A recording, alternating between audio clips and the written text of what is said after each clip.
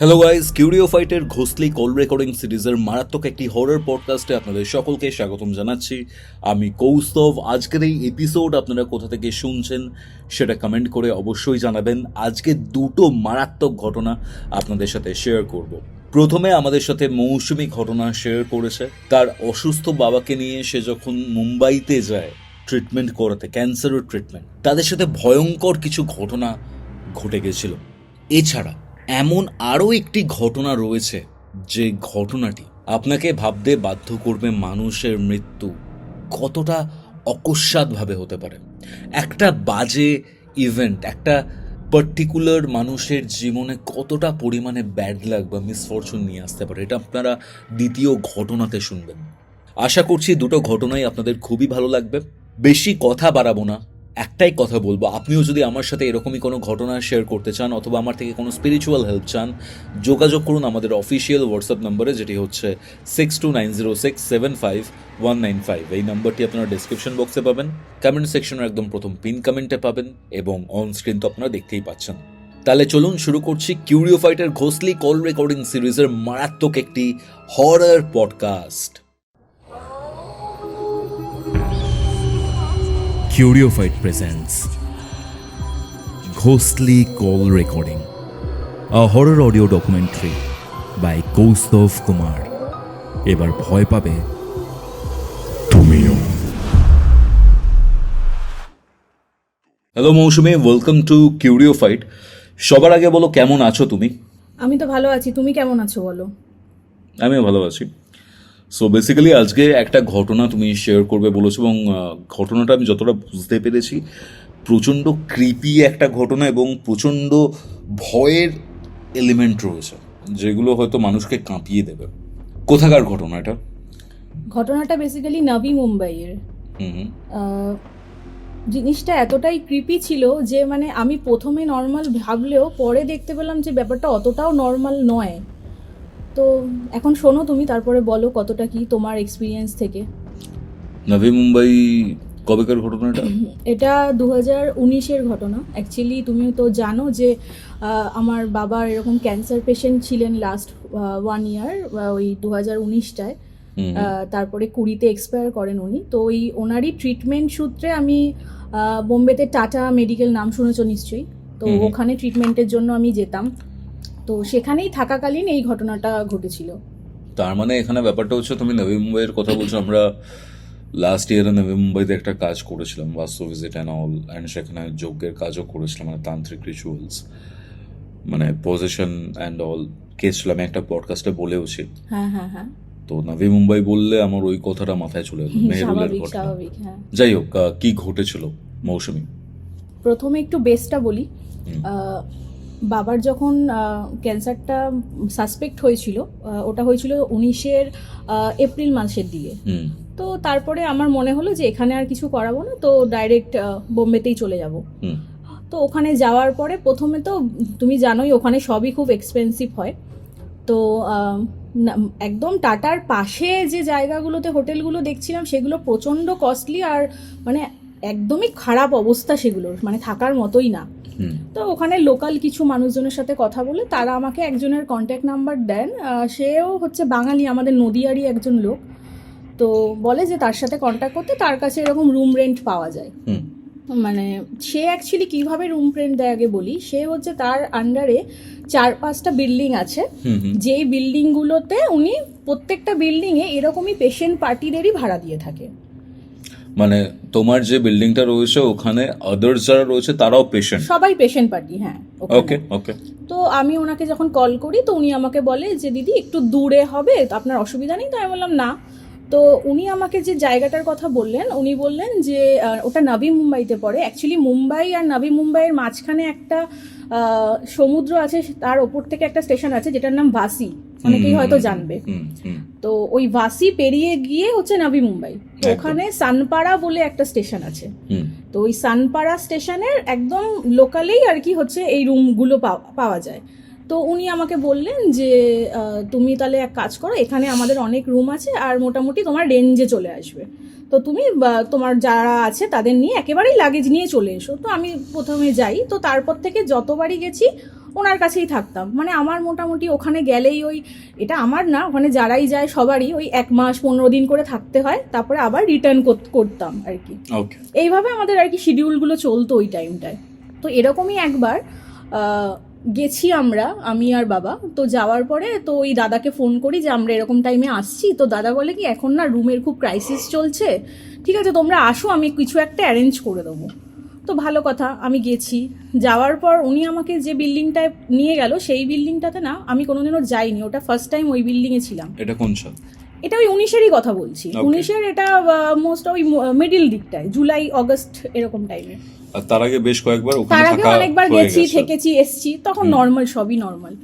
তো এবার যেই রুমটাতে, এবার আরেকটা জিনিস একটু ক্লিয়ার করি, ওখানে রুম রেন্টগুলো কিভাবে দেওয়া হয় সেটা হচ্ছে, ধরো একটা 2 BHK ফ্ল্যাটে কি কি থাকে, 2টো বেডরুম, একটা কিচেন, আর হচ্ছে ডাইনিং প্লেস একটা খুবই ছোট, আর হচ্ছে ওয়াশরুম। এবার ওখানকার বোম্বের ওয়াশরুমের একটা ব্যাপার আছে, সেটা হচ্ছে ল্যাট্রিনটা ওদের আলাদা আর স্নানের জায়গার জন্য আলাদা। মানে আমরা যেরকম এখানে সবাই একটার মধ্যেই থাকে, ওখানে ওটা সেপারেট থাকে।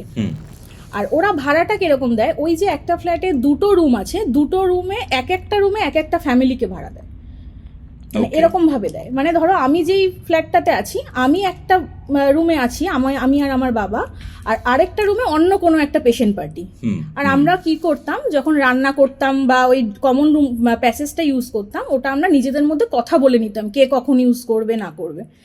তো এইভাবেই হয়। তো আমরা যাওয়ার পর যখন ওই রুমটাতে, আমাদের ফ্ল্যাটটাতে ঢোকালো, ফার্স্ট যেটা আমার একটা খারাপ লেগেছিল সেটা হচ্ছে ফ্ল্যাটটা নতুন, পুরোই সুন্দর ডেকোরেট, কিন্তু ভেতরে না কেমন একটা সোদা সোদা গন্ধ, মানে ড্যাম পড়ে গেলে ঘরটা যেরকম গন্ধ হয়। দেখো জেনারেলি যদি পুরনো ফ্ল্যাট হয় বা অনেক আগেকার হয় কিছু, তখন ওরকম একটা স্মেল হতে পারে, কিন্তু নতুন পুরো ফ্ল্যাট, সেখানে এরকম একটা গন্ধ।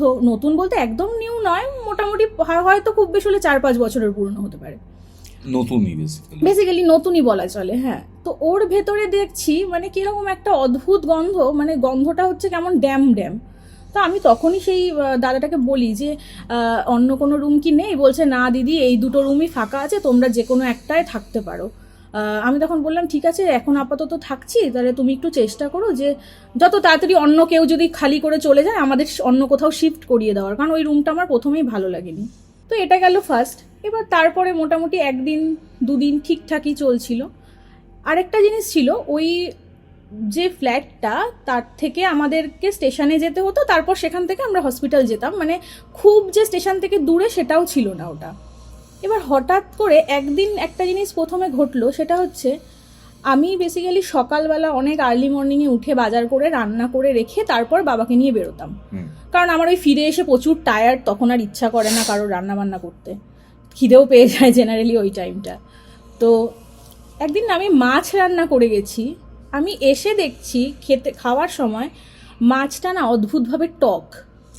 ফ্রিজ ছিল না, ফ্রিজ ছিল না, মানে আমি নর্মাল, আরে কখন, ধরো আমি 10টার মধ্যে দিকে রান্না করেছি, সকাল 10টায়, আর আমি খেয়েছি ওখান থেকে ফিরে এসে খুব বেশি হলে 4:30 বিকেল। গরম ছিল না, তোমাকে বলছি তো, জুলাই মাস আগস্ট মাসের দিকে, তখন তো একদম ওই ঠাটা গরমটা তো নয়, একটা বর্ষাকাল টাইপের।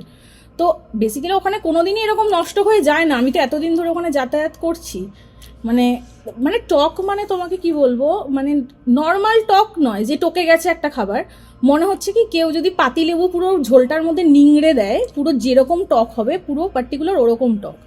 আচ্ছা, ঠিক আছে, এখানেই যে কিছু আমি বলছি যে এটা ভূতের কাণ্ড, প্রথমেই আমি বলবো না।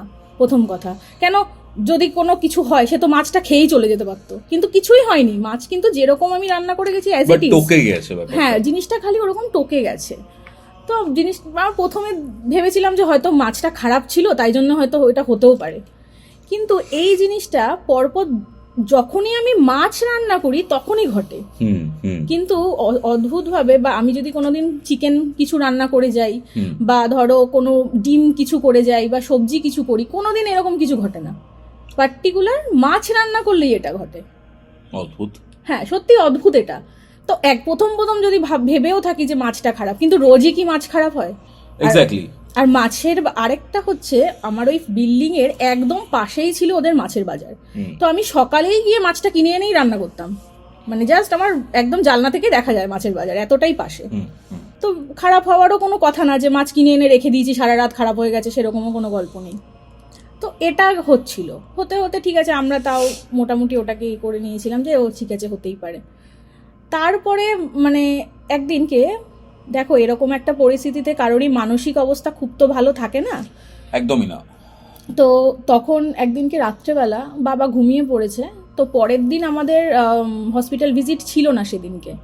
তো আমি নর্মালি জানলার সামনে বসে রাত্রেবেলা হেডফোনে এরকমই কিছু একটা গল্প বা কিছু একটা শুনছিলাম, আমার ঠিক এখন এক্স্যাক্ট মনে নেই। তো হঠাৎ না আমি জানলা থেকে বাইরে তাকিয়ে দেখছি ওই যে মাছের বাজার বললাম, এই মাছের বাজারটা না ওখানে কিরকম বলো তো, ওই ওপরে শেড দেওয়া টিনের, আর নিচে সিমেন্টের বেদি বেদি টাইপের করা, প্রচুর মাছওয়ালা ওখানে মাছ কাটছে। আর ওদের ওখানে একটা ইন্টারেস্টিং জিনিস হচ্ছে, আমাদের এখানকার মতো বটি দিয়ে ওরা মাছ কাটে না, ওরা চপার দিয়ে মাছ কাটে। আর যখন মানে আমি হঠাৎ করে দেখছি যে কিছু একটা মানে ওটা একটা বাচ্চার সাইজের, মানে বড় কোনো অ্যাডাল্ট মানুষের মতন লম্বা নয়, একটা বাচ্চার মতো হাইট। আবার কখনো মনে হচ্ছে যে একটা কুকুর যদি একটু বড় সাইজের হয় সেরকম সাইজের কিছু একটা ওই মাছ বাজারের টিনের ওপরটা দিয়ে না হাঁটছে, মানে ডান দিক থেকে এরকম বাদিকের দিকে হাঁটছে। আমি হঠাৎ করেই চোখ পড়েছে আমার, আমি ফার্স্টে কিন্তু ওটা নিয়ে ভাবিনি যে ওটা কি, হঠাৎ দেখছি জিনিসটা মুভ। আমি প্রথমে ভেবেছি কিছু একটা না ওই ব্যাগ ফ্যাগ রেখে দেয় না অনেকে টিনের ওপরে, দেখবে বস্তা তুলে রেখে দিয়েছে বা কিছু, প্রথমে ওরকমই হট করে লাগলো। তারপরে দেখছি ওটা মুভ করছে, যখন মুভ করছে তখন না আমার একটু কি হলো কেসটা, আমি তখন না রাত্রেবেলা বললাম না, বাবা ঘুমিয়ে পড়েছে তখন অলরেডি। হ্যাঁ, তো আমার ঘুম আসছিল না বলে আমি বসে গান শুনছি, মানে কিছু একটা শুনছিলাম হেডফোনে জানলার সামনে। তো ওরকম দেখছি ওটা জিনিসটা মুভ করছে, আমার তখন বেশ ইন্টারেস্ট লাগে। এমনি জানো আমি একটু এইসব নিয়ে তো শুনতে শুনতে আমার এগুলোর ব্যাপারে একটু ইন্টারেস্ট বেশি। আমি দেখছি যে ওটা কি যাচ্ছে, তারপরে দেখছি ওটা না ওরকম ওপর এক সাইড থেকে আরেক সাইডে যাওয়ার পর ওই যে রডগুলো দিয়ে বিমগুলো করা ওইটা বেয়ে বেয়ে নিচে নামলো। নিচে নামার পর তুমি হয়তো দেখে থাকবে যে মাছ বাজারের লোকরা কি করে, সব মাছ ফাছ বিক্রি হয়ে গেলে সব পরিষ্কার করে ওই আঁশ ঠাস যা থাকে একটা বস্তায় ভরে না রেখে দেয় সাইডে, ওই সকালে ওই পৌরসভার গাড়ি আসে নিয়ে চলে যায় এরকম। তো ওরকমই না 2-4টে বস্তা ওই থামটার নিচে রাখা ছিল। তো ওই ওই এটাকে দেখছি ওপর থেকে নিচে নেমে ওই বস্তাটা খুলে কিছু একটা করছে। বাচ্চাটা, হ্যাঁ ওটা বাচ্চা না ওটা কি, আমি মানে আমার কাছে এখনো সেটা ক্লিয়ার নয় সত্যি কথা বলতে। তো আমি এটা দেখি, বাট আমি অনেকক্ষণ ধরে দেখছি ওইটার মধ্যে কিছু একটা থেকে ওরকম খুঁড়ে খুঁড়ে না সব বার করে করে কি যেন দেখছে। তারপর একটা সময় দেখছি কিছু একটা খাচ্ছে ওখান থেকে নিয়ে। আমি তো প্রথমে ভাবলাম দেখো এটাও হতে পারে না কোনো মেন্টালি কেউ ডিসেবল কেউ হয় না পাগল টাইপের রাস্তায়, হয়তো খিদের জ্বালায় ওরকম করছে। কিন্তু তারপরে ভাবলাম কি, এ যদি খিদের জ্বালাতেই হয় তাই ওপরে উঠেছিল কি করতে, এক্স্যাক্টলি তাই না, টিনের ওপরে উঠে কি করছিল। আর সত্যি কথা বলতে না সে না নর্মাল মানুষের মতো হাঁটছিল না, মানে ওই সে হামাগুড়ি দেয় যেরকম ভাবে না ওইভাবে যাচ্ছিল। মানে আমি ওই জন্য বুঝতে পারছিলাম না যে ওটা মানুষ না কুকুর, কারণ ডিস্টেন্সটা তো অন্ধকারে একটু দূর, আমি অত ভালো দেখতে পাচ্ছিলাম না ব্যাপারটাকে। কিন্তু মানুষ যদি দাঁড়িয়ে হাঁটে দুপায় তুমি তো বুঝতে পারবে যে ওটা মানুষ হাঁটছে, এক্স্যাক্টলি। কিন্তু ওটা মানুষের মতোও নয়, আবার সে পুরো কুকুরও দেখতে না, কুকুর হলে তার কান দুটো খাড়া থাকবে লেজ থাকবে ওরকমও নয়, বাট ওই 4 পায়ে কিছু একটা হাঁটছিল। তো দেখলাম তারপর ওরকম নিচে খুঁড়ে খুঁড়ে করছে, খাচ্ছে কিছু একটা। তো আমি ওটা দেখে প্রথম দিন সত্যি কথা বলতে প্রচুর ভয় পেয়েছি, যে ওটা কি ভেবে আমি ফট করে জানলার পর্দাটা টেনে দিয়েছি যে না বাবা, এমনি একটা অচেনা জায়গা, একটা পেশেন্ট নিয়ে রয়েছি, তার মধ্যে ওই ঘরের মধ্যেও মাঝে মাঝে ওই সব মাছ ফাছ টক হয়ে যাচ্ছে, আমার সত্যি ভয় পেয়েছি। আমি জানলাটাকে জাস্ট এরকম পর্দাটা টেনে দিয়ে আমি আমার মতো ঘুমিয়ে পড়েছি। এবার এই জিনিসটা আবার 5-6 দিন পর আমি হঠাৎ ওরকম তাকিয়ে রাত্রেবেলা আবার দেখেছি, মানে এটা টোটাল আমি 2 দিন দেখেছি এই সেম জিনিস। মানে জানি না এটা অ্যাকচুয়ালি কি, বাট আমি 2 দিনই দেখেছি আর সেম জিনিসই করছে ওই 2 দিনই। ওই টিনের ওপর থেকে হাঁটতে হাঁটতে আসছে, এসে নিচে নামছে আর ওই কিছু একটা খাচ্ছে ওই বস্তা থেকে বার করে। এবার ঠিক আছে চলো, তাও ঠিক আছে, আমি ভয় পেয়েছি, হতে পারে কিছু, আমি কাউকে কিছু এগুলো বলিও নি। এবার দেখো অনেক সময় না মাথার মধ্যে এটাও চলে যে আমি একটা টেনশানে আছি কিছু নিয়ে, বাড়ির এত প্রবলেম, মানে হ্যালুসিনেট করছি কিছু, হয়তো সেটাও হতে পারে। কিন্তু তারপরেও মানে এরকম জিনিস যাই হোক হলো। এরপরে যে ঘটনাটা ঘটলো সেটা হচ্ছে আরও মানে অদ্ভুত। সেটা হচ্ছে বাবা একদিন রাত্রেবেলা বাথরুমে উঠেছে, বাবা হঠাৎ করে উঠে মানে দেখছি, মানে উঠেছে কখন আমি জানি না, হঠাৎ আমি ঘুমের মধ্যে শুনছি বাবা হঠাৎ করে চিৎকার করছে, এই কে, এই কে, এরকম করে। তো আমার ঘুমটা ভেঙে গেছে ওই টাইমে। বললাম কী হলো, রাত্রেবেলা চিৎকার, আমিও তাড়াতাড়ি করে উঠে গিয়ে বাইরে গেছি। আমি বলছি কী হয়েছে? বলছে এখানে একটা কেউ ছিল। আমি বলছি এখানে কেউ ছিল? তুমি কি বলছো? এখানে পাশের রুমটাতে তো মানে কেউ ছিলই না, মানে ওই রুমটা বন্ধ, কারণ দুটো রুমই ফাঁকা ছিল, আমরা ছিলাম একটাতে। বলছে না এখানে কেউ ছিল, আমি বাথরুম থেকে বেরিয়ে স্পষ্ট দেখেছি একটা কেউ দাঁড়িয়ে ছিল ওখানটায়, ওই রুমটার সামনেটায়। আমি কে বললাম ওই রুমের ভেতরে ঢুকে গেল। আমি বলছি রুমের ভেতরে কি করে ঢুকবে? তুমি দেখো রুমটা বাইরে থেকে তালা দেওয়া, আর চাবিটা তো যে ওনার সে নিয়ে চলে গেছে, যে দাদাটার আমাদের রুম দিয়েছিল। বলছে না আমি দেখেছি। এবার আমি বাবাকে তাও লাইট ফাইট সব জ্বালিয়ে সামনেই নিয়ে গিয়ে তালাটা দেখালাম যে দেখো তালাটা কিন্তু বন্ধই আছে, এখানে কেউ থাকারই কথা না। তো বাবা ওটাতে প্রচণ্ড ভয় পেয়েছিল। ভয় পেয়ে আমাকে রীতিমতো বলছে যে তুই পরের দিন কি ওই দাদাটাকে ডাক, আমরা অন্য কোথাও শিফট করব। তো আমি ওই দাদাটাকে ফোন করলাম যে এরকম এরকম ব্যাপার, আমি অন্য কোথাও একটা শিফট করে দাও, এরকম আমাদের বারবার হচ্ছে। বলছে না এরকম কিছু না। মানে আমি একটা জিনিস দেখলাম সেদিনকে নোটিস করে, ওই দাদাটা না কিছু একটা লোকানোর চেষ্টা করছিল, মানে ওর মুখ দেখে না আমতা আমতা করছে, না না হিরো কিছু নেই, ঠিক আছে নর্মাল। তো জানি না আদৌ কিছু ছিল কি না, বাট আমার তো একটা সব থেকে বড় সন্দেহ হচ্ছে যে মাছটা নিয়ে, যে আমার মাছগুলো কেন নষ্ট হয়ে যায় এরকমভাবে। আমি অন্য জিনিস তো হয় না। প্লাস আমি ওই বাবা ওরকম একটা কিছু দেখলো সেটা নিয়েও আমার একটুখানি ডাউট ছিল যে কি এমন দেখেছে যে এত ভয় পেয়ে গেল। যে মানে জেনারেলি আমার বাবা প্রচণ্ড স্ট্রং মেন্টালিটির একজন মানুষ ছিলেন, ভয় পাওয়ার মতন কিছুই না। তো যাই হোক এগুলো হয়ে গেল। তারপরে আমরা তারপরে আর হয়তো 3-4 দিন ছিলাম ওই রুমটাতে, তারপরে আমরা শিফট করে যাই অন্য জায়গায়। তারপরে আর কিছু বেসিক্যালি হয়নি, এটা মিটে গেল। তারপর আমাদের ট্রিটমেন্ট যেরকম চলছিল, তারপরে আমরা বাড়িতেও চলে আসি। আবার যখন নেক্সট টাইম আমরা বোম্বে ভিজিট করি তখন যেটা হয় যে আমাদের অন্য একটা ফ্ল্যাটে তখন আবার থাকতে দেওয়া হয়, তো ওখানেই ছিলাম। তো ওই যে ফ্ল্যাটের কথা এতক্ষণ বললাম সেই ফ্ল্যাট থেকে ওই ফ্ল্যাটটা একদমই পাশে, মানে খুব একটা দূরে নয়। তো আমরা ওই নতুন যে ফ্ল্যাটটায় আমরা পরের বার গিয়েছিলাম তার নিচে একটা চায়ের দোকান ছিল। তো চায়ের দোকানের কাকুটার সাথে প্রায় গল্প করতাম নিচে গিয়ে গিয়ে। তো একদিনই এরকম কথার ইয়েতে লোকটা আমাকে হঠাৎ করে বলছে যে তোমরা আগে কোথায় থাকতে? আমি বললাম যে আমি ওই বিল্ডিংটায় থাকতাম। লোকটা বলছে যে ওই বিল্ডিংটায় থাকতে কিছু ফিল করোনি বা কিছু দেখোনি? আমি বলছি কেন, কি ফিল করব? আমি না তখন আমার স্ট্রাইক করলো যে হ্যাঁ এরকম তো কিছু হয়েও ছিল, বাট আমি বলিনি। আমি বললাম কেন, কি ফিল করব? বলছে না ওখানে তো যারাই শুনেছি থাকে আমার এখানে চাটা খেতে এসে গল্প করে যে ওখানে নাকি ভয় পেয়েছে, ওখানে নাকি খাবার নষ্ট হয়ে গেছে। আমি তখন ওনাকে বললাম যে হ্যাঁ খাবার আমারও হয়েছে, আমার মাছ নষ্ট হয়ে যেত। তখন বলছে যে আচ্ছা আচ্ছা তার মানে তোমার সাথেও হয়েছে। আমি বলছি কেন বলুন তো, এটা কি কিছু কি আছে ওখানে? মানে আমি তখন একটু ইন্টারেস্ট পেয়েছি যে কিছু হয়তো গল্প পাবো, মানে কিছু হয়তো আছে। কারণ আমার সাথে যখন ঘটেছে একদম তো কিছু হয়নি এরকম না, কিছু তো ঘটেছেই। তো উনি তখন বলছে অ্যাকচুয়ালি ওখানে ওই 3rd ফ্লোরের একটা রুমে কোনো একজন ক্যান্সার পেশেন্টই আর কি, যে ট্রিটমেন্টের জন্য অনেকবার এসছেন, এরকম ট্রিটমেন্ট চলছিল, তার কেমো চলছিল। তো উনি এতটাই ওই জ্বালা যন্ত্রণার মধ্যে দিয়ে যাচ্ছিলেন ওই টাইমে, মানে এই কেমোর তো জানো প্রচুর প্রবলেমেটিক একটা সিচুয়েশান হয়।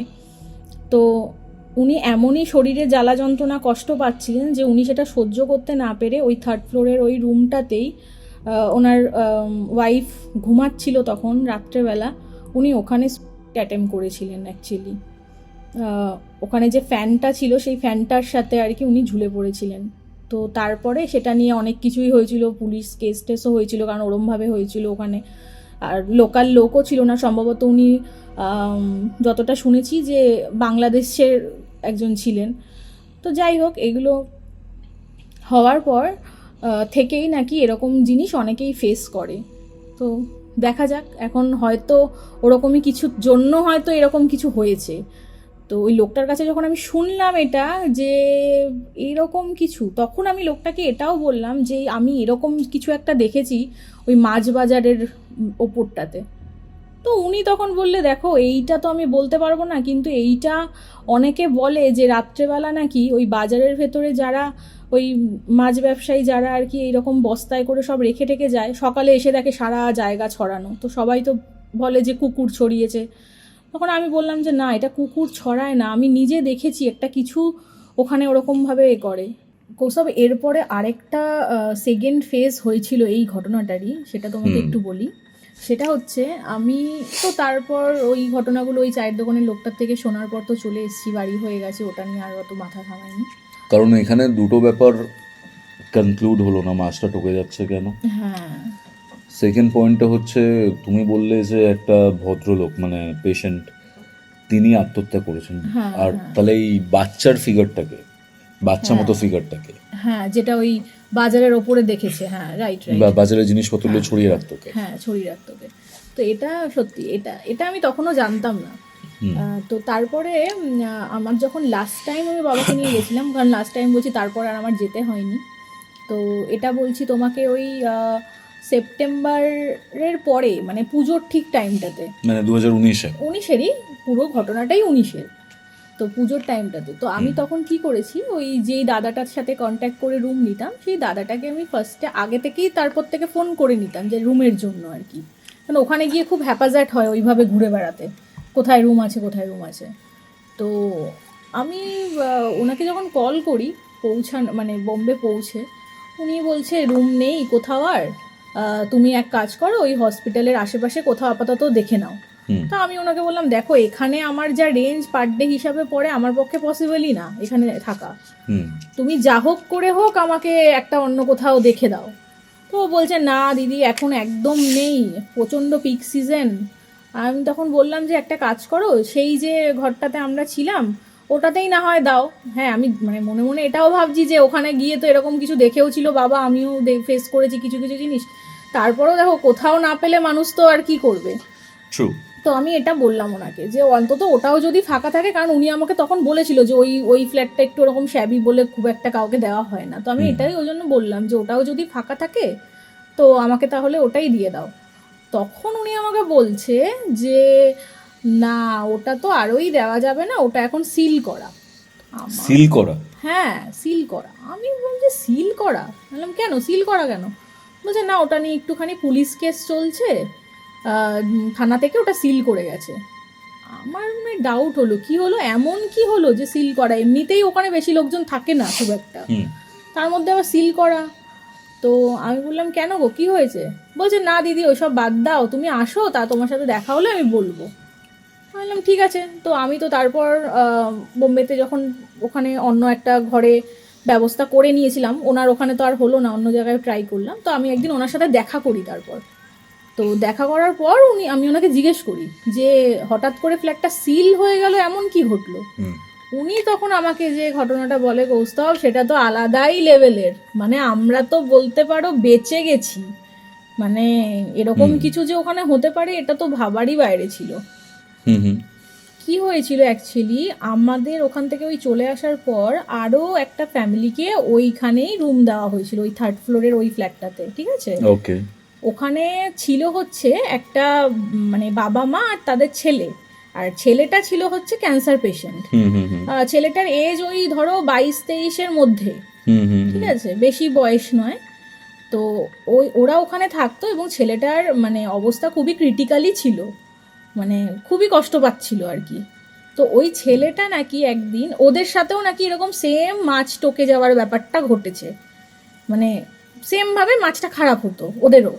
এরকম তো আগেও অনেকের শুনেছিলাম আমরা, ওই চায়ের দোকানের লোকটার থেকে তো শুনেছিলাম, অনেকের সাথেই অনেক কিছু ফেস করেছে অনেকে, তো এদের সাথেও নাকি সেম হয়েছিল। এবার একদিন নাকি ওই যে পেশেন্ট যে ছেলেটি, ও রাত্রেবেলা ওরকম টয়লেটে উঠেছে এবং ও হঠাৎ করে কিচেনের দিকে তাকিয়ে দেখছে যে স্ল্যাবের ওপরে ওর মা আগের দিনে রান্না করা কিছুটা তরকারি মাছ ছিল যেগুলো রেখে দিয়েছিল ওখানে। ওখানে তো ফ্রিজ থাকে না, আমরা ওরমভাবেই রাখতাম। তো ও দেখছে কেউ একজন ওখানে দাঁড়িয়ে ওই যে মাছের বাটিটা ওটাতে এরকম জিভ লাগিয়ে চাটছে, চাটছে? হ্যাঁ, মানে খাচ্ছে না, কিন্তু ও যে মাছ তুলে কিছু খাচ্ছে বা কিছু খাচ্ছে না, জাস্ট মানে কুকুর বিড়ালরা যেরকম একদম থালাতে মুখটা লাগিয়ে জিভ দিয়ে চাটে, ওরকম ভাবে কিছু একটা চাটছে, ওই মানে কিছু বলতে ওই মাছের ঝোলের ওপরটা থেকে। তো এটা ওই ছেলেটা পুরো ক্লিয়ারলি দেখেছে। দেখে তো ছেলেটা বীভৎস চিৎকার করে এবং ওর বাবা মা ছুটে আসে। তোর বাবা মাকেও বলে যে এখানে এখানে কেউ ছিল যে ওই মাছের বাটিটা থেকে কিছু একটা খাচ্ছিল। তো ওর বাবা মা বলছে এটা কী করে হয়, আমরা নিজেরা লক করে রেখেছি মেন রোডটা, এখানে কেউ ঢুকবেই বা কী করে। তখন ওরা ওই মাছের বাটিটার সামনে গিয়ে দেখছে যে, দেখবে তুমি একটা জিনিস নোটিস করবে, একটা তরকারি যদি আমরা গরম অবস্থায় অনেকক্ষণ ধরে বাটিতে চাপা দিয়ে রেখে দিই, ওপরে না একটা লেয়ার পড়ে যায়। আচ্ছা। এটা এটা যারা রান্না করেন তারা জানেন যে একটা কিছু তো, হ্যাঁ এটা সিরিয়াসলি একটা যে কোনো তরকারি তুমি যদি রান্না করে রেখে দাও না, একটা ওপরে তেলের একটা লেয়ার পড়ে পুরো। আচ্ছা। যেটা যেটা কিন্তু মানে হবেই, গরম জিনিস রাখলে এটা হবেই। ওখানে গিয়ে দেখছে ওই একটা সাইড থেকে কেউ যদি ওইটাকে জিভ দিয়ে চেটে এরকম তুলে দেয় না, ওই একটা সাইডের ওটা নেই, মানে ওই ওপরের লেয়ারটা একটা সাইড থেকে নেই।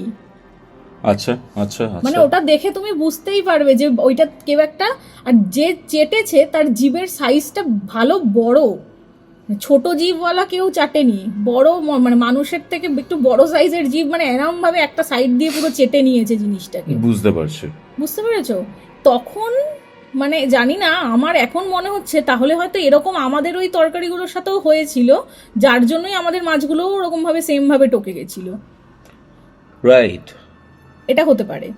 তখন এই এই কেসটা যখন ওদের সাথে ঘটে, তো তারা তো একটুখানি ভয় পেয়েছিল প্রথমে যে এরকম ছেলেটা এরকম বলছে হঠাৎ করে।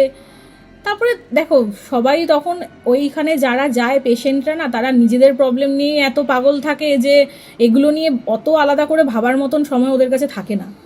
তো এরকম নেক্সট বারও নাকি ছেলেটার সাথে আরও একবার দুবার হয়েছে যে ছেলেটা কাউকে একটা নোটিস করে ওই বাড়িতে। তো একটা সময়ের পর কৌস্তব সব থেকে খারাপ জিনিস এটাই ঘটে যে ওই ছেলেটাও একইভাবে ওই ঘরে ওর বাবা মার অ্যাবসেন্সে সেমভাবে আত্মহত্যা করেছে, গলায় দড়ি দিয়ে। গলায় দড়ি দিয়ে, যেভাবে ঠিক এর আগে একটা কেস ঘটেছিল যেটা আমরা শুনেছি অলরেডি, আগেই শুনেছিলাম, সেম কেসটা আবারও হয়েছে। কৌস্তব সব থেকে ভয়ের ব্যাপারটা কি জানো, আমার বাবাও কিন্তু নোটিস করেছিল, আমি প্রথমেই বলেছি, কাউকে একজনকে রাত্রেবেলা। কিন্তু আমরা ওখানে আর বেশি দিন স্টে করিনি বলে হয়তো আমার বাবার পরিণতিটা এরকম হয়নি, মানে এটা এখন আমার মনে হচ্ছে।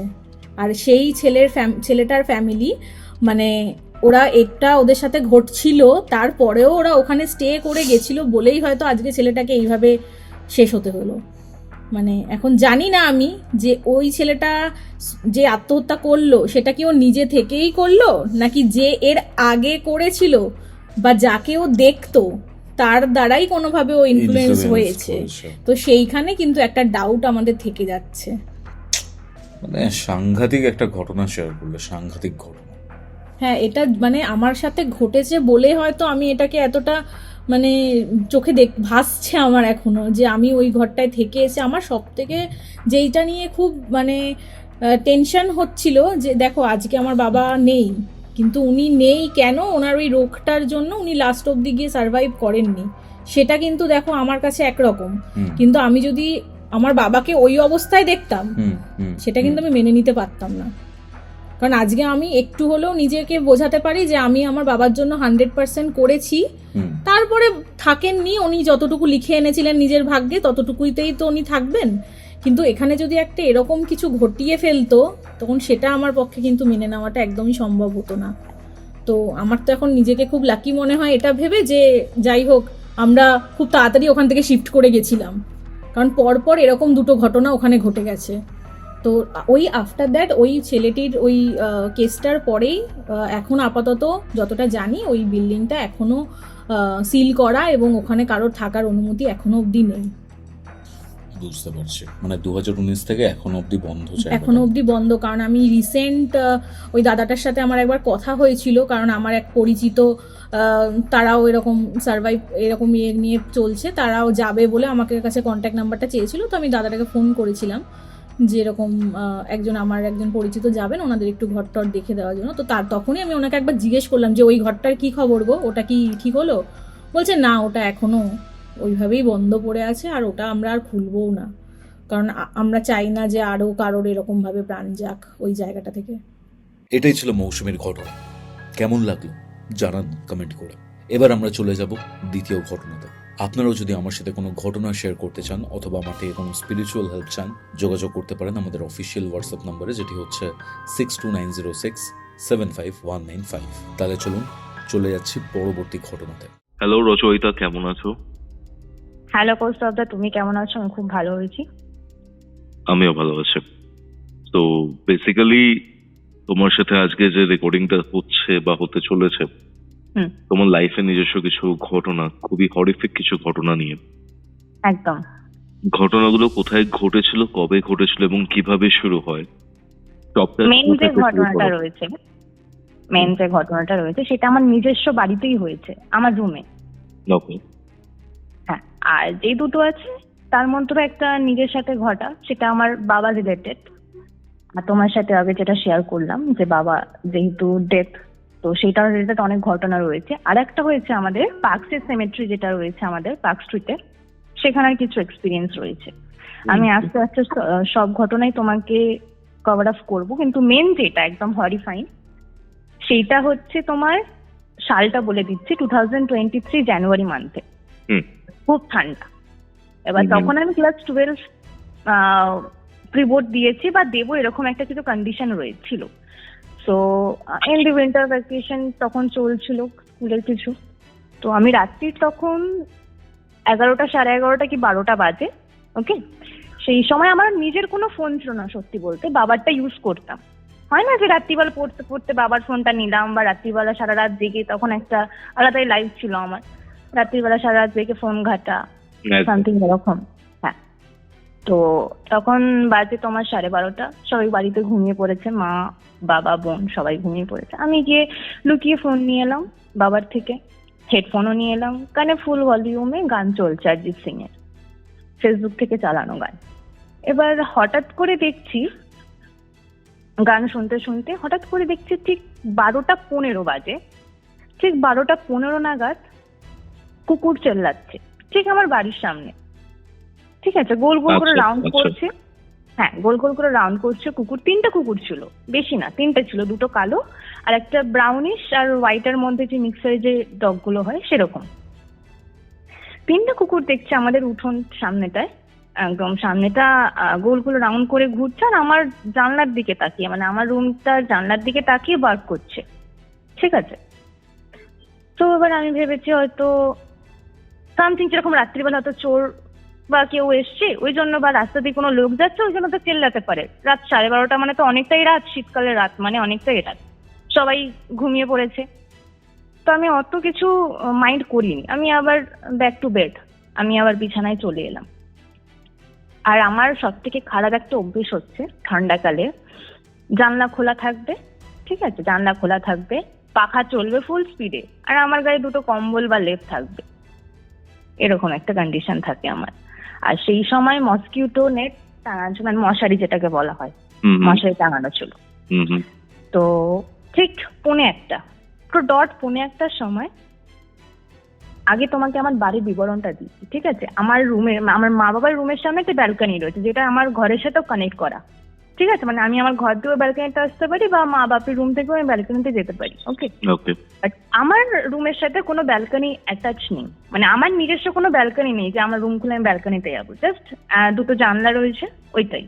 আর আমার জানলার বাইরে কোনো মানুষ যে দাঁড়িয়ে থাকবে, দাঁড়িয়ে কথা বলবে, হয় না অনেক সময়, মানে কেউ যদি চোর কেউ আসে উঠে যে দাঁড়িয়ে দেখবে, সেই পজিশনটুকু নেই যে মানুষ 1-2 মিনিট বেশি দাঁড়িয়ে কথা বলবে। ঠিক আছে, এরকম আর কি। তো দেখছি ঠিক 1:45 সময় কেউ আমার নাম, নিকনেম শ্রেয়া নাম আমার নিকনেম, আমাকে নিকনেম ধরে ঠিক আমার জানলার বাইরে থেকে ডাকছে, পর্দা দেওয়া জানলায়, জানলা খোলা, বাইরে থেকে ডাকছে, 3বার ডেকেছে। এবার আমি, হ্যাঁ 3বার ডেকেছে, কিন্তু তুমি একটা কথা বলো, আমি ফুল ভলিউমে গান শুনছি, যেখানে আমার মা বাবা বলো বা কেউ ডাকলে আমি শুনতে পাবো না, সেখানে গান ছাড়া আমি আর কিছু শুনতে পাবো না, কেউ যদি ডেকেও থাকে। সেখানে ওই গানটা আমার কিন্তু কানে তখন বাজছিল না, মানে তখন ভলিউম লো হয়ে গেছিল গানে, তখন আমার ওই আওয়াজ 3 বার যে ডাকার আওয়াজ সেটা আমার কানে এসছে, কি করে আমি জানি না, কানে এসছে। আমার কি মনে হলো যে আমি একবার গিয়ে দেখি। ঠিক আছে, গিয়ে দেখছি জানলার, আমি যখন বিছানা থেকে নামলাম গিয়ে জানলার সাইডে গেলাম, আমি ঠিক জানলার অপোজিট সাইডটা মাথা দিয়ে শুই। ঠিক আছে, তো জানলা দিয়ে যখন দেখলাম, দেখি রাস্তায় কেউ নেই, কুকুরগুলো ঠিক স্টিল আমার ঘরের সামনে, আমার জানলার সামনে কুকুরগুলো চিল্লিয়ে যাচ্ছে। ঠিক আছে, চিল্লিয়ে যাচ্ছে, আর তখনও কনস্ট্যান্ট আমার নাম ধরে কিন্তু মানে ইকো যে ভয়েসটা হয় না, ইকো ভয়েসটা হচ্ছে। আমি বুঝতে পারছি না কি হচ্ছে, আর আমি ভাবছি আমি সারাদিন হয়তো ফোন ঘাঁটি, হয় যেটা সারাদিন হয়তো ফোন ঘাঁটি, সারাদিন ফোনের মধ্যে ডুবে থাকি কানে হেডফোন দিয়ে, হতে পারে আমার মনের কিছু ভুল। প্রথম দিকটা ছেড়ে দিলাম, তারপর আবার 15 মিনিট এই একটা জিনিস হচ্ছে, এই যে জিনিসগুলো ঘটছে না, পুরো 15 মিনিট সারা ঘটছিল। ওকে, পুরো মানে 15 একদম পুরো টাইম দেখে 15 মিনিটসের গ্যাপ থাকে এইসব জিনিসগুলো যখন হচ্ছে আমার সাথে। তো আবার ঠিক একটা নাগাদ দেখছি আবার সেম জিনিস হচ্ছে। ঠিক আছে, আমি আর যাইনি, দ্বিতীয়বার আমি আর যাইনি। ওকে, আমি যে পর্দাটা খুলে আমি আবার বিছানায় ব্যাক করেছিলাম মিডিলে, আমি পর্দাটা দিইনি। এবার আবার যখন দ্বিতীয়বার ডাকা হয়, আমি কিছু করিনি, সাড়া দিইনি, আমি এপাশ ফিরে শুয়েছিলাম। ঠিক আছে, এক সাইডে হয়ে শুয়েছিলাম।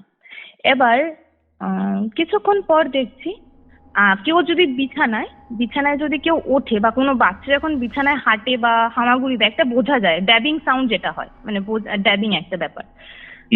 তো সেটা হচ্ছে, আমি ভেবেছি হয়তো বোন এসছে। অনেক সময় কি হয়, আমার বোন মাঝরাতে যদি ওঠে বা ওয়াশরুমে যাওয়ার থাকে, তো ওখান থেকে ফেরার সময় আমার সাথে একবার দেখা করে যায় যে আমি জেগে আছি না ঘুমিয়ে পড়েছি, আমার পাশে একটু শুয়ে বা আমার সাথে একটু গল্প করে যায়। আমি ভেবেছি হয়তো আমাকে ভয় দেখাচ্ছে। মশারিটা তুললো, হালকা করে মশারি তুলছে, আমি ভাবছি ও আসবে, আমি ওকে আজকে ভয় দেখাবো আমার বোনকে। ঠিক আছে, আসছে, আস্তে আস্তে করে আস্তে ড্যাবিং যে ব্যাপারটা হচ্ছে আমি বুঝতে পারছি। আমি শুধু মনে মনে ভাবছি তুই একবার আয়, তোকে আমি আজকে ভয় দেখাবো, রোজ তুই দেখাস আজ আমি দেখাবো। আস্তে আস্তে আসছে, ঠিক আমার মাথার সাইডের ওখানটা বসলো। ঠিক আছে, মানে আমার মাথার পিছন দিকটায় বসলো। আমি বুঝতে পারছি না, এটা কিন্তু আমার বোন হতে পারে না, কারণ উনি যখনই আমার পিছনে এসে বসলো, আমি পুরো স্টিভ হয়ে গেলাম, না নড়তে পারছি, না পিছন ঘুরে দেখতে পাবো, না আমি কিছু করতে পারছি, মানে স্টিভ মানে না আমি কথা বলতে পারছি না, আমার গা হাত পা নড়ছে না। সেই সময় হঠাৎ করে আমার গা ভার হয়ে গেল। ঠিক আছে, তো আমি বুঝতে পারছি কেউ আমার মাথায় হাত বোলানোর চেষ্টা করছে। আমি চোখ বন্ধ করে, আর আমার হাতে ফোন আর কানে হেডফোন কিন্তু রয়েছে, গান চলছে আমার অনবরত, গান আমি থামাইনি। ঠিক আছে, এবার মাথায় হাত বোলাচ্ছে, আর হাত বিশ্বাস করবে না দাদা, পুরো মানে ফ্রিজের বরফের থেকেও বেশি, মানে মর্গে যেরকম মরা থাকে যেই মানে টেম্পারেচার হয় ঠান্ডাটা, ঠিক সেরকম ঠান্ডা। আমার মানে বলতে কি আমার এখনো ঘুষবাম্স দিচ্ছে আর কি। তো মানে সেরকম ঠান্ডা আমার মাথায় 3 বার বোলালো। ঠিক আছে, 3 বার বোলালো। এবার আমি আর আমার মধ্যে ছিলাম না, মানে সেই ব্যাপারটা, কারণ আমি আগে অনেক ভূতের গল্প শুনেছি বা ঘটনা শুনেছি, বাট আমার সাথে কোনোদিন এটা ঘটবে আমি সত্যি ভাবিনি। আমি ভেবেছি হয়তো আমার মনের ভুল, মানে সবসময় ওই যে জিনিসগুলো হচ্ছে আমি ভাবছি আমারই মনের ভুল কিছু হচ্ছে। দেখছি আমি চোখ বন্ধ করে মানে আছি। এবার উনি মানে একটা মানে খুব খারাপ নজর বলতে মানে একদম চোখ বড় বড় করে, যেরকম তাকালে একটা মানুষ যদি তোমার দিকে তাকায় তুমি বুঝতে পারবে যতই তোমার চোখ বন্ধ থাক। ঠিক আছে, সেরকম একটা দৃষ্টিতে আমার দিকে তাকিয়ে রয়েছে। এবার আমি তো নড়তে পারছি না, আমি কাউকে ফোন করব সেই সিচুয়েশনে, আমি তো মানে অবস্থা খুবই খারাপ, কারণ ওইটা আমার সাথে ঘটে যাওয়া মানে সব থেকে প্রথম জিনিস ওটা আমার সাথে হয়েছে।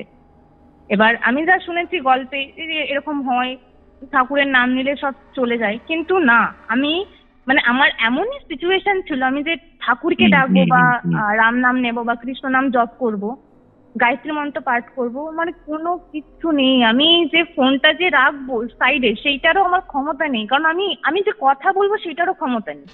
ঠিক আছে, এবার আমাকে তো আমি এটাও ভাবছি যে আমি যদি পিছন দিকে তাকিয়ে আমি খুব খারাপ জিনিস দেখবো, যেটা আমি সহ্য করতে পারবো না, যেটা আমি নিতে পারবো না, কারণ ওরা অন্য ডাইমেনশনের এন্টিটি আর আমরা অন্য ডাইমেনশনের। তো আমি যেটা দেখবো সেটা নিতে পারবো না। ঠিক আছে, এবার আমি কিছু একটা করে আমি ঠাকুরের নাম জপ করছি, কারণ আমি এমনিও জপ করি। ঠিক আছে, আমি ইসকন যাই, আমাদের যে কলকাতার ইসকন আছে সেখানেও যাই, আমি এমনি কৃষ্ণ নাম জপ করি। তো তো কৃষ্ণ নাম জপ করতে করতে দেখছি আমি একটু বল পেয়েছি। আর আমার রুমের দরজার বাঁ সাইডেই আমার মা বাপির রুম।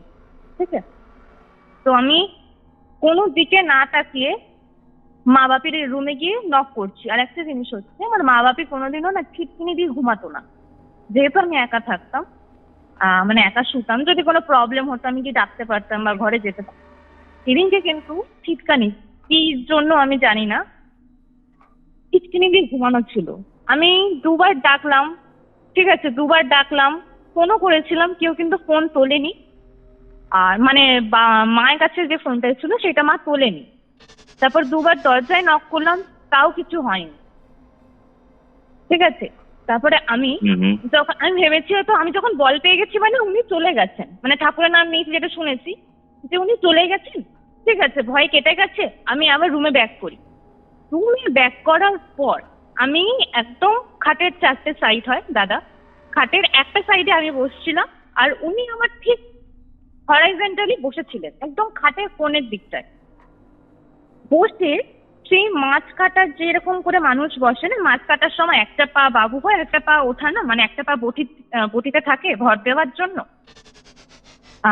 সেরকম ভাবে বসে, চুলগুলো একদম সামনে, তোমার চুলগুলো সামনে, মানে হিজিবির চুল, কালো চুলগুলো সামনে, আর ওই চুলের ফাঁক থেকে চোখ বোঝা যাচ্ছে একদম ঘোলাটে, মাছ মরার যেরকম চোখ হয় একদম ঘোলাটে টাইপের, স্টিল নো ব্লিঙ্কিং, ঠিক ওরকম চোখ, চুলের ফাঁক দিয়ে বোঝা যাচ্ছে।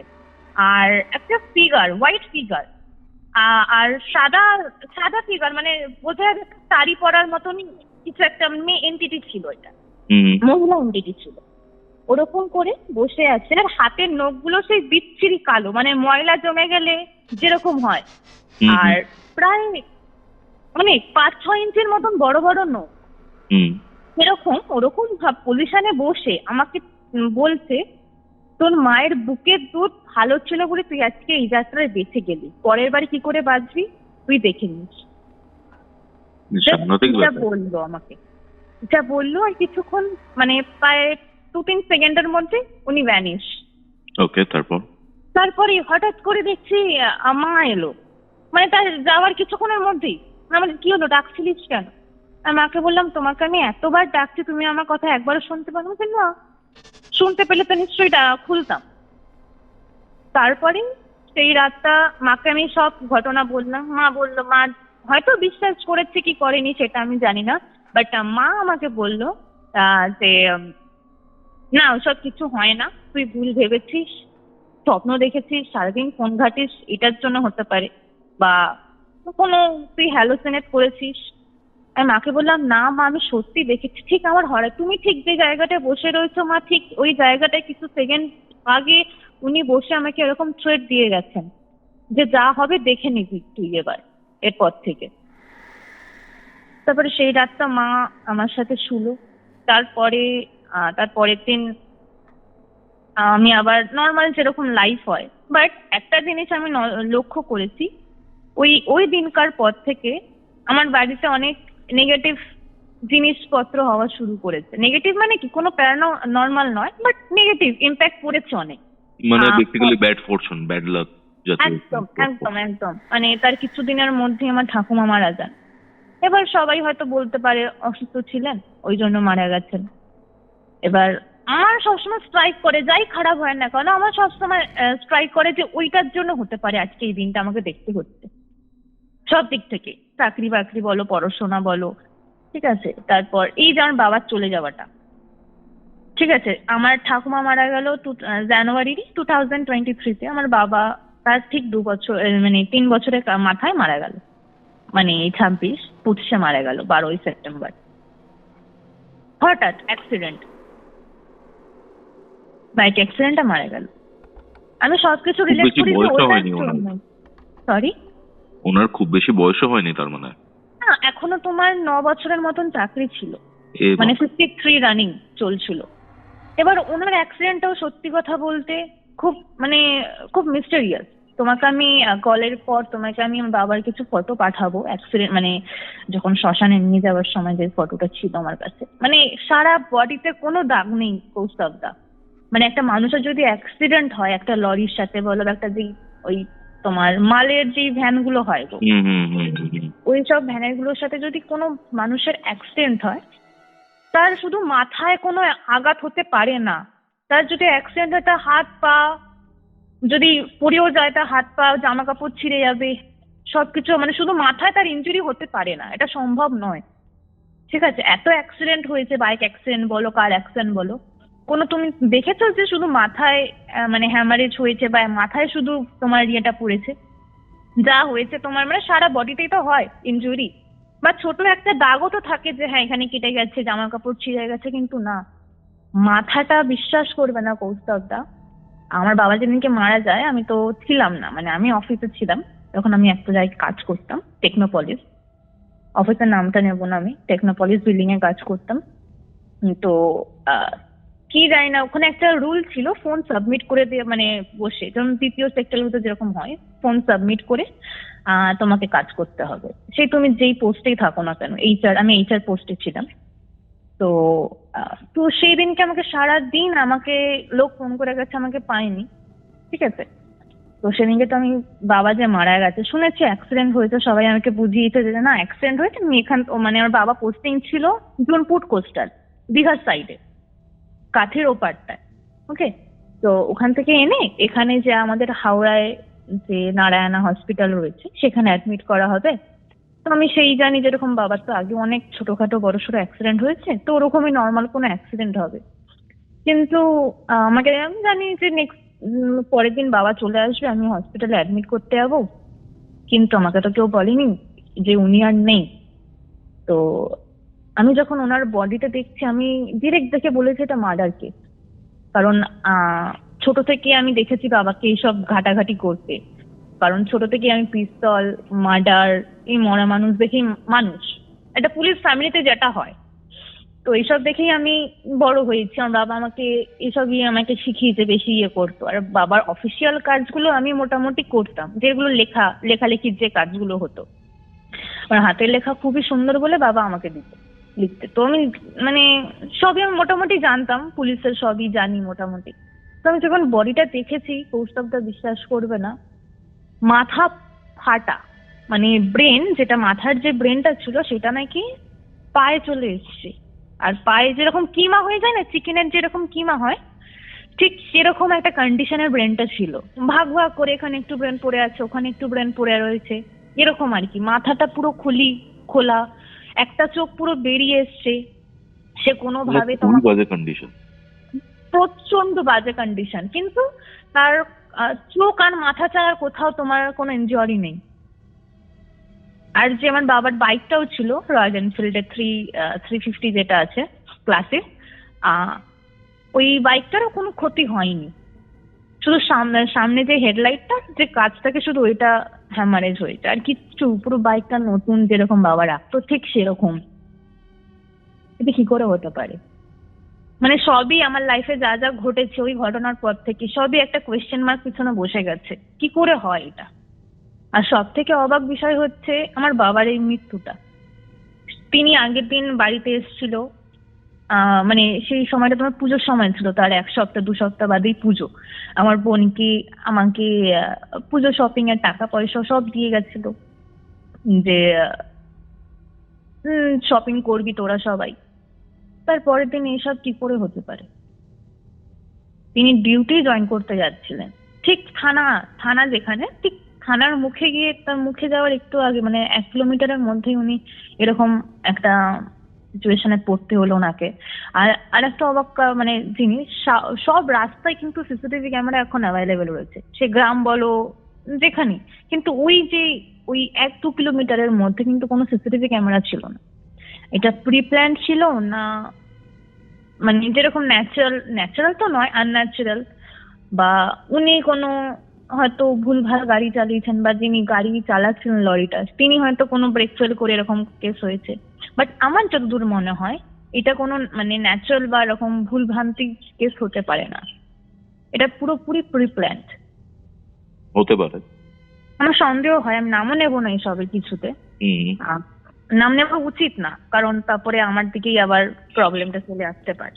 তো বাড়ির লোকেরই হাত ছিল এখানে অনেকজন, এবার আমি জানি না, আমি সবকিছুই এখন খুবই ইয়ে লাগে, মানে এই সবকিছু ইনসিডেন্টের পর এইসব মিসফরচুনের ব্যাপারগুলো তোমার সাথে অ্যাটাচড হয়ে যায় বা হচ্ছে। চলে আসে। ওকে, নেক্সট আমার যে ঘটনাটা রয়েছে তোমার ওই পার্ক স্ট্রিটে যেটা আছে আমাদের সেমেট্রি, ওখানে গেছিলাম বন্ধুদের সাথে কলেজ বাঙ্ক করে, তখন আমার সেকেন্ড ইয়ার রানিং চলছে। ওইটাও তোমার ওই ইন বিটুইন 2024 মিডিলের দিকে। ওকে, সরি 2024 না, 2025 এর মিডিলের দিকে, ওই তোমার মার্চ এপ্রিল করে হবে ঘটনাটা। ওকে, গরমকাল। তো গেছি দুপুর তখন 2-3টে বাজে, টিকিট কাটলাম, ঢুকলাম সবাই। তো একজন ওখান থেকে বললো আমার গা ভার লাগছে, আমি যাব না। আর ও আবার কি করলো, ও আবার চলে গেল ওখান থেকে হুট করে, মানে গেটে ঢোকার মানে টিকিট কাটার আগেই বললো আমি থাকবো না এখানে, আমি থাকতে পারবো না এখানে। ও চলে গেল। ঠিক আছে তুই তাহলে আয়। আর আর আমার না এসব ভুতুরে জিনিস এক্সপ্লোর করা বলো বা এসব ঘটনা শোনা বা কালেক্ট করা আমার একটা মানে প্যাশনের মধ্যে বলতে পারো। ঠিক আছে, সারাদিন আমি ফোন ঘাঁটি ঠিকই, কিন্তু আমি সারাদিন এসবই এক্সপ্লোর করি, তোমার ঘটনা শুনি বা এইসবই আমি এক্সপ্লোর করতে ভালোবাসি, কারণ এটা খুব ইন্টারেস্টিং একটা টপিক। ঠিক আছে, ওকে, তো এবার ওখানে ঢুকলাম, 3জন মিলে ঢুকেছি, আমাকে নিয়ে 3জন। এবার 3জনই মেয়ে ছিলাম, ঢুকেছি। এবার কি হয়, একটা সরু রাস্তার মতন থাকে, আই থিঙ্ক তুমিও গেছো, তোমার একটা আমি শর্টসে দেখেছিলাম। তো সরু রাস্তার মধ্যে থাকে, এপাশে তোমার কবর আর ওপাশে কবর, মাঝখান দিয়ে রাস্তা, সরু রাস্তা। ঠিক আছে, এবার যাচ্ছি পুরোটা আগে ঘুরলাম, এক্সপ্লোর করলাম। আমি কিন্তু নেগেটিভিটি ফিল করতে পারি, খুব ভালোভাবে পারি। তো আমি ভাবলাম না, এখানে অ্যাটমসফিয়ারটা যেরকম ভালো সেরকমও কিন্তু একটু নেগেটিভ আছে। ঠিক আছে, সেটা রাত নামার পর বোঝা যাবে, মানে যত সন্ধে হবে তত বোঝা যাবে। তো গেলাম, যেরকম চুল খুলে ফটো তোলা, যেরকম মানুষ ফটো তোলে ওখানে। তো একটা কবর ছিল, তোমার একদম ঢুকতে একদম বা হাতের মধ্যে পড়ছে কবরটা। ঠিক আছে, ঠিক ওই কবরটার সামনেটা গিয়ে আমি ফটো তুলছি। আর আমার সব থেকে বাজে অভ্যেস হচ্ছে সারাদিন চুল খুলে রাখা, সে রাত হোক, দুপুর হোক, সন্ধে হোক, চুল খুলে আমি থাকবো। ঠিক আছে, স্টাইল যাকে বলে। তো চুল খুলে ফটো তুলছি, এরকম পোজে ফটো তোলা হয় ওখানে বসে, মানে ওই কবরস্থানের ওই তোমার পিলার গুলো যেরকম থাকে না, কবরের যে পিলার গুলো থাকে বসার মতন, বেড গুলো, ওই বেডের মধ্যে বসে ফটো তুলছি। কিন্তু ওসব করা কিন্তু আমার উচিত নয়, তাও আমি সাহস দেখিয়েছি। ওখানে বসে আমি ফটো তুলছি, রিলস বানাচ্ছি। ঠিক আছে, আমার বন্ধুটা যে ওখানের মধ্যে একজন খ্রিস্টান ছিল, খ্রিস্টান মানে কেউ বাঙালি কিন্তু খ্রিস্টানিটিটাকে পালন করে। ঠিক আছে, তো ও বলছে এসব করিস না, আমার কিন্তু ভালো লাগছে না, এসব করিস না, চুলটা বাঁধ, অ্যাটলিস্ট তুই এখানে যতক্ষণ আছিস চুলটা বাঁধ, বাইরে গিয়ে আবার তুই খুলে দিবি। ঠিক আছে, ও বলছে আমার এখানে কিন্তু মানে ভালো লাগছে না, মন মানছে না, তুই ওখানটা যাস না। ও আমাকে যেখানে যেখানে যেতে না করছে আমি ঠিক সেখানে সেখানে গিয়ে ফটো তুলছি বা ওখানটায় গিয়ে বসছি। ঠিক আছে, তো যখন তোমার অ্যারাউন্ড বেরোনোর টাইম 4:30 থেকে তো তোমার সিকিউরিটি গার্ড করে, পুল আউট করে বেরোনোর জন্য। তো ওই সময়টা আমি একটা ভিডিও বানাই, হাঁটার ভিডিও যেরকম হয় না, নর্মালি হাঁটার ভিডিও বানাই, কোনো স্লো মোশন কিচ্ছু না, নর্মালি বানাই। তো বানানোর পর যখন আমি এডিট করতে বসি বাড়ি এসে, ঠিক আছে, আরেকটা কথা মিস করলাম, ওখান থেকে সব করে আমি বুঝতে পেরেছি ওখানে কিছু রয়েছে। ঠিক আছে, আর যে এসছে সে আমার সাথেই এসছে, আমার সাথে বাড়ি অব্দি এসছিল, ঠিক আছে। তো আমরা আবার রিটার্ন করে রেস্টুরেন্টে গিয়ে খাওয়া দাওয়া করে বাড়ি গেলাম। তখন বাড়ি ঢুকলাম তোমার 7টা-8টার সময় বাড়ি এসে রাত্রিবেলা ওকে বললাম সব ভিডিও ফটোগুলো পাঠা, আমি এডিট করতে বসবো। তো ও পাঠাচ্ছে, বলছে তুই যে ভিডিওটা করেছিলিস না ওটা কিন্তু একটু ভালোভাবে তুই নজর আন্দাজ করিস, মানে নজর দিয়ে ইয়ে করিস, অনেক কিছু শুনতে পাবি আওয়াজ। দূর ব্যাং, তুই ছাড়, তুই আমাকে পাঠাতো। তো আমাকে পাঠিয়েছে রাত্রিবেলা, পাঠিয়ে ফটোগুলোটাও মোটামুটি ঠিক আছে, এডিট করে রেখেছিলাম পোস্ট করবো ইনস্টায়। আবার ভিডিওটা এডিট করতে বসেছি, স্লো মোশন করে এডিট করব। তো যখন ভিডিওটা স্লো মোশন করে এডিট করতে বসি না, ঘোলাটে একটা আওয়াজ, মানে ছেলের গলা, পুরুষ পুরুষ কণ্ঠে ঘোলাটে আওয়াজ, মানে 2-3টে গলা যেরকম মিক্স করে একটা আওয়াজ হয় না, ইকো ঘোলাটে আওয়াজ, বুঝতে পারছো দাদা? হ্যাঁ, বুঝতে ওরকমই একটা আওয়াজ আমাকে ওই ভিডিওর মধ্যে বলছে, যা বেরিয়ে যা, যা বেরিয়ে যা, এরকম। আমি ভাবছি এটা কি করে হতে পারে, কারণ আমার সাথে মেয়ে ছিল, আর আমি মানে যেদিনকে গেছিলাম সেদিনকে কোনো কাপেল বলো বা কোনো ছেলেকে আমি দেখতে পাইনি আমার আশেপাশে যে ছিল, বা আমি যে জায়গাটায় ছিলাম কোনো ছেলে ছিল, ওখানে শুধু আমি আর ওরা দুজনই ছিলাম। তাহলে এখান থেকে ছেলের গলাটা করতে গেল, ছেলের গলাটা কিসের? আর আরেকটা জিনিস হচ্ছে, যখন আমি এডিট তো করলাম, এবার আমি যখন গান লাগাবো, হোয়াটসঅ্যাপে স্ট্যাটাস দেবো ভিডিওটা, গান লাগাতে পারছি না, গান লাগাতে পারছি না, কন্টিনিউ আওয়াজটা বলছে, মানে ওই যে আওয়াজটা ছিল। আমি ওখান থেকে তোমার মানে ভয়েস থেকে আউট করার চেষ্টা করেছি, ওই ভয়েসটাও কিন্তু আউট হয়নি, ভয়েসটা রয়েই গেছে, কিন্তু দেখাচ্ছে ওখান থেকে যে আউট হয়ে গেছে। এক নোটিফিকেশন ঢোকে না, যে নিচে দেখায় সব মাঝে মাঝে কিছু চেঞ্জেস করতে গেলে, যে এরকম তোমার ভয়েসটা মানে ডিলিট হয়ে গেছে, যে এক্সট্রা ভয়েসটা রয়েছে দেখাচ্ছে, বাট ভয়েসটা কিন্তু যায়নি। আমি যখন হোয়াটসঅ্যাপে গিয়ে গান সার্চ করে গান দেবো, দেখছি না, গান বাজছে না, ওই ভয়েসটা ওই ভয়েসটা স্টিল রয়েছে। আর আরেকটা মিরাকেল ব্যাপার হচ্ছে, যখন আমি ইনস্টায় বা ফেসবুকে ছবিগুলো পোস্ট করতে যাই, মানে ওখানে যেই তোমার সেমেট্রি, মানে যেই কবরগুলো ছবি আছে তুলেছিলাম, ওখান থেকে বেশ 5-6টা তুলেছিলাম আমি কবরের ছবি। ওখান থেকে প্রায় আমি ওখান থেকে মানে যে কবরটায় বসে আমি ছবিটা তুলেছিলাম, ওই ছবিটা কিন্তু আমি পাইনি আর এডিট করার পর, পোস্ট করার সময় ফোন থেকে গায়েব। কিন্তু আমার খুব পরিষ্কার ভাবে মনে রয়েছে যে আমি কিন্তু ফটো কোনো ডিলিট করিনি এডিট করার পর। আমি আবার আমার ওই ফ্রেন্ডটাকে বললাম, আমার ওই ফ্রেন্ডটার নাম দিয়া, ফ্রেন্ডটাকে বললাম, ভাই ওই ছবিটা আমাকে দিলি না তুই? তোকে তো আমি সব ছবি দিয়ে দিয়েছি। আমি বললাম যে ওই কবরে মানে ওই ওখানটা বসে থাকার ছবিটা, বলছে তাড়া তাড়া আমি একবার চেক করছি আমার কাছে আছে কিনা। বলছে না আমার কাছে তো নেই, ওই ছবিটা বাদে সব ছবি রয়েছে,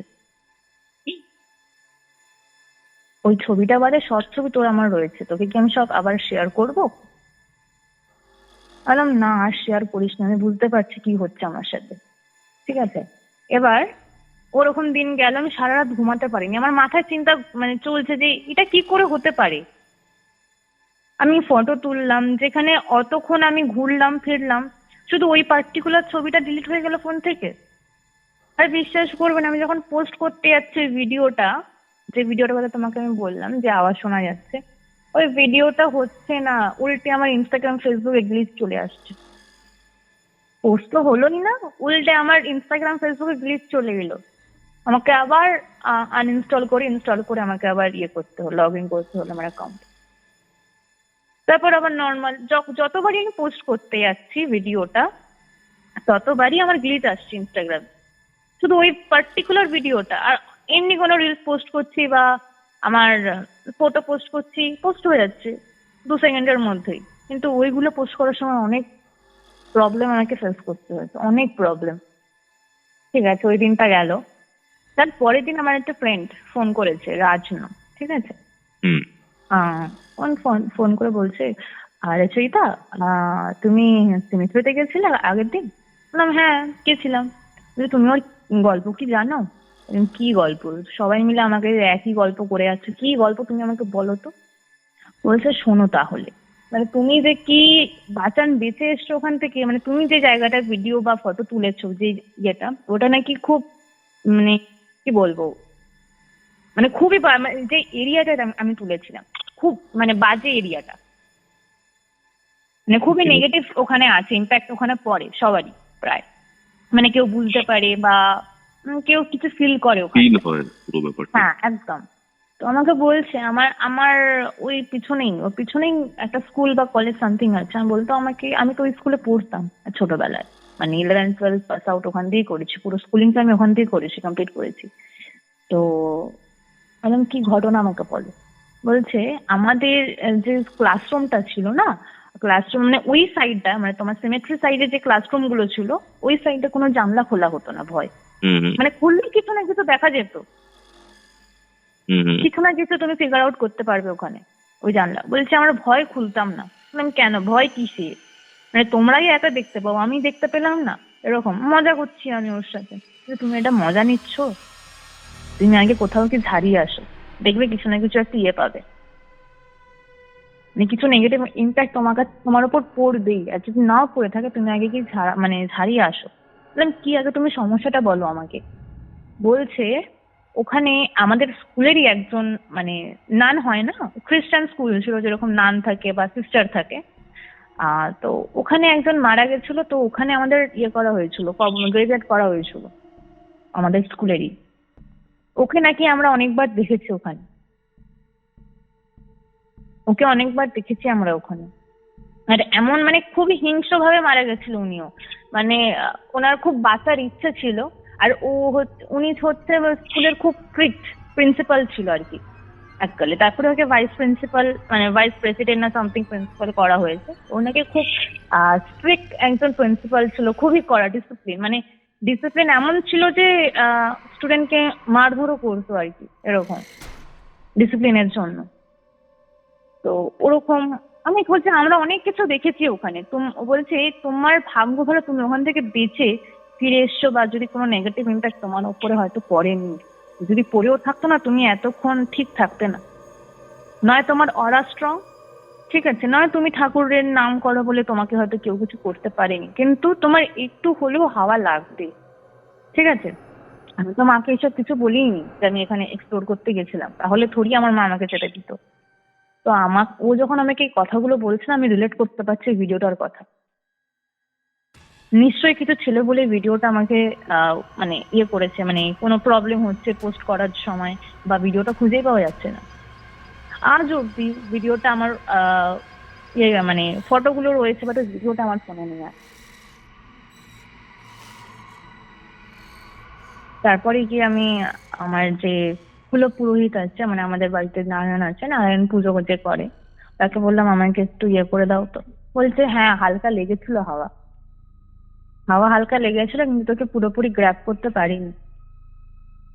ওকে ওকে, এটাই ছিল দাদা ঘটনাটা।